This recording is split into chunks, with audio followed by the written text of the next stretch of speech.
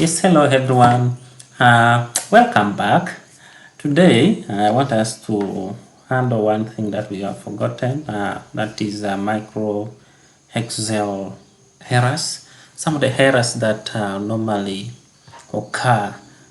These are more of error messages that occurs when you feeding up your formulas, the Excel formulas, when you're manipulating your data in Excel. So I wanted us to see some of them and how we can correct them. Yeah. So if we have our Microsoft Excel data information like this gathered already.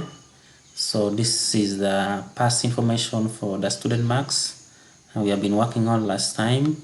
So assuming you have like this, during calculation for these averages, position, rank, range, and other things, at some point a error message comes showing you that the formula you have entered is either incorrect or invalid, or is the wrong formula, or is the wrong information you have entered, the wrong figure. So take for example, let's say we want to get sum equal, let's say equal to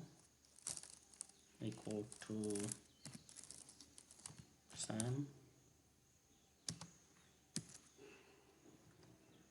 222, then we enter, sorry, equal to sum, then we open our bracket and say b1 to b0, then we close, then we enter. Now you see these are some of the errors, so which means it is showing me that it is a wrong name. You understand? So it shows that it is a wrong name, and we need to correct it. So how can we rectify this? To rectify, you make that you make that so you see it is showing me here invalid name error. So how can they help me? So if you continue going, they will help you how to solve the error. But this one, you need to just know the real formula you're supposed to use. So you come back here, you delete everything. Okay. Yeah. So these are some of the errors. So it normally comes when you enter wrong name, wrong figures, and all those. Okay.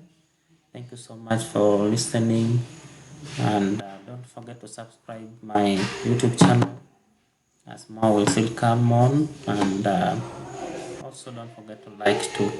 Thank you so much.